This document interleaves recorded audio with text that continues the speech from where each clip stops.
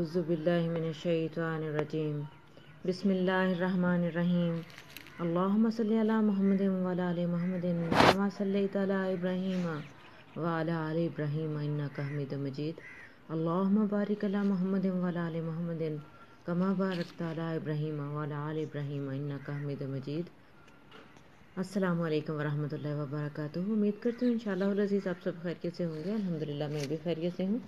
دلی دعائیں اللہ تعالیٰ آپ کو، مجھے، ہم سب کو دین دنیا اور آخرت کی تمام تر کامیابیاں عطا فرمائے، آمین ثم آمین یا رب العالمین۔ بہت ہی خوبصورت پھولوں کے ساتھ میں آپ کو نبی اکرم صلی اللہ علیہ وآلہ وسلم کی ایک بہت ہی پیاری اور ایسی حدیث مبارکہ سناتی ہوں جو سننے کے بعد گویا ہماری روح کو، ہماری جان کو سکون ہی مل جاتا ہے۔ جب بھی ہم کسی دکھ، تکلیف، پریشانی یا بیماری میں سے گزر رہے ہوتے ہیں تو اللہ تعالیٰ ہمارے اوپر کتنی رحمتیں فرماتا ہے، اس بات کا اندازہ ہمیں نبی اکرم صلی اللہ علیہ وآلہ وسلم کی اس حدیث مبارکہ کو جاننے کے بعد ہوتا ہے۔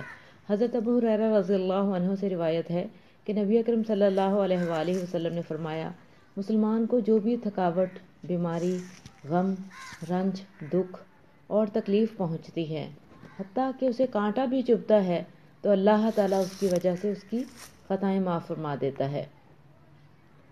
سبحان اللہ، سبحان اللہ وبحمدہ، سبحان اللہ العظیم۔ پاک ذات، پاک ہے وہ رب جس کے قبضہ قدرت میں ہماری جان ہے، جو اس کائنات کا خالق و مالک ہے، جو رب العالمین ہے، جو پروردگار ہے تمام عالمین کا۔ اللہ رب العزت 70 ماہوں سے بڑھ کر پیار کرنے والا ہے۔